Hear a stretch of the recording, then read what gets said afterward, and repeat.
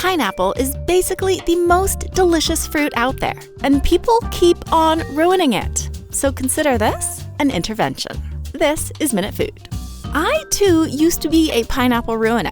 I'd bring a pineapple home from the store, and because it was always pretty green and firm, I'd leave it on the counter to ripen up, just like a banana or a peach. A few days later, it would be yellower and nice and soft with a much sweeter smell, so I'd open it up. But inevitably, it would be not at all good, squishy, even fermented. I'd always attribute the whole sad ordeal to a bad pineapple. But no, I was the problem. Because what I was trying to do, ripen an already picked pineapple, is totally fruitless. I actually wrote a short Minute Earth video about this a few years ago, but I still see stuff like this all the time. So you know what? We're gonna do an even deeper dive on the rules of ripening, both in pineapples and all sorts of other fruits. Ripening is a particular suite of changes that basically bribes an animal into eating a fruit, and as a result, dispersing its seeds. The types of changes that occur during ripening are pretty universal, but the way these changes happen can actually vary pretty drastically between different fruits. It is literally a matter of comparing apples and oranges. Okay, so apples. As apples grow, they accumulate all the basic ingredients they need to ripen later on, like tons of starch to convert into sweet sugars, and the various precursors to ripening hormones like ethylene. Once the seeds inside are mature and the fruit is ready to ripen, it starts brewing up those ripening hormones, which catalyze all those amazing changes. The important point here is that a fully grown apple is self-sufficient. It doesn't need any additional resources from the plant to ripen, and that means it can ripen even after it's totally separated from the plant. The technical term for these kinds of fruits, which include not just apples but also bananas, peaches, mangoes, and tomatoes, is climacteric. But for simplicity, we're just going to call them counter-ripeners. These are the fruits that are going to keep on ripening after they're picked. Other fruits, like oranges, ripen in a pretty different way. They slowly pull fully brewed ripening hormones, sweet sugars, and delicious aroma compounds in from other parts of the plant. The more of this stuff that gets pulled into the fruit, the riper the fruit gets. That means that once the fruit falls or gets picked and is no longer connected to the plant, the importing process stops and the fruit can't get any riper. Fruits that work like this, like oranges, grapes, berries, and yes, pineapples, non-climacteric fruits, will not ripen after you buy them, no matter how many weird hacks you try. So unlike my peaches and bananas, those pineapples on my counter were never going to get any sweeter or more delicious. Instead, they were actually starting to go bad, to basically ferment. But because some of the changes that happen as fruit deteriorates, like the yellowing, softening, and aromaing I was noticing, are similar to what happens as fruit ripens, it's easy to be fooled into assuming they're ripening. I think that's a big reason that so many people think they can ripen an already picked pineapple. Instead, when you buy a pineapple, or any other fruit that only ripens on the plant, the key is buying stuff that's already as ripe as possible, which isn't always easy because fruit producers are in a bit of a pickle here. They want the fruit to be ripe and delicious to eat, but the riper fruit is, the softer it is, and the more susceptible it'll be to damage as it's packed up and transported. Counter-ripening fruits can be picked hard before they're really ripe, which makes them nice and easy to pack and transport. And they can just ripen later on, sometimes with the help of some external ethylene. But on-the-plant ripeners have to already be ripe when they're picked, so they're much more susceptible to damage between the field and your house. As a result, producers often harvest these fruits when they're just barely ripe.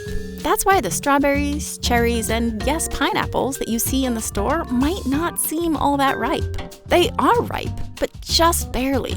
These fruits, on-the-plant ripeners, are an instance in which buying local really improves quality. The less handling that's required to get these fruits to you, the riper they can be when they're picked. This doesn't mean you can't get a good pineapple outside the tropics, though. Just be picky. Look for a sweet-smelling pineapple with a decent amount of yellow, about 25% or so. Depending on the variety, the yellow will spread up from the bottom of the pineapple, or in between those little diamond shapes. On the other hand, if the fruit is really yellow, the smell is really strong, or the crown is dry or wilted, it's probably already started that deterioration process. Skip that one. And once you get a nice pineapple home, don't wait, just eat the thing. The same is true for other on-the-plant ripeners. Make sure they're as ripe as possible when you buy them, and don't let them sit around like you would a counter-ripener. But wait, how do you know how a given fruit ripens in the first place? Well, if you're a member of our Patreon or YouTube communities, you can use this handy-dandy printable you will get free access to.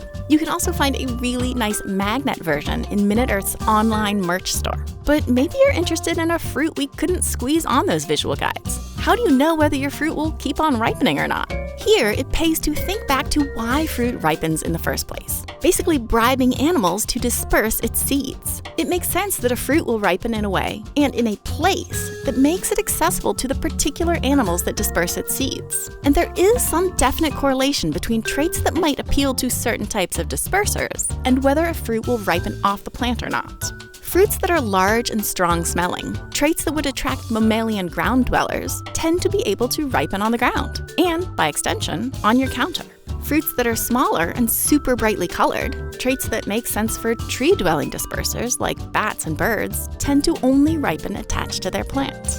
Obviously, this system isn't perfect. Pineapple doesn't fit this pattern, which is maybe another reason people think they'll keep on ripening. Despite eating fruit for, well, our entire evolutionary history, there is still a remarkable number of things we humans just don't understand about it. But with some knowledge and some educated guesses, we don't have to pine away for fruit that's appealingly ripe. You know that here at Minute Food, we are all about accumulating knowledge. And if there's one really good place to educate yourself, other than right here, of course, it's brilliant.org. I have been using Brilliant for years, and what I love so much about it is that you get to learn by doing. The lessons are basically a series of hands-on problems where you can play with concepts, a method which has been found to be 6 times more effective than just being told something. All Brilliant's content comes from award-winning teachers, researchers, and professionals from MIT, Caltech, Duke, Microsoft, Google, and more. And it includes everything from basic math and science concepts to skills in programming and algorithmic thinking. I am currently working my way through this really great course in exploring data visually, where you can mess around with real data from Starbucks and Airbnb. Honestly, and maybe this makes me a total nerd, but I really look forward to the couple of minutes every day that I use Brilliant. To try everything Brilliant has to offer for free for 30 days, visit brilliant.org/minutefood or click on the link in the description. You'll also get 20% off an annual premium subscription, which will give you unlimited access to all the courses and learning paths that Brilliant offers. Give it a try. I really think you will love it.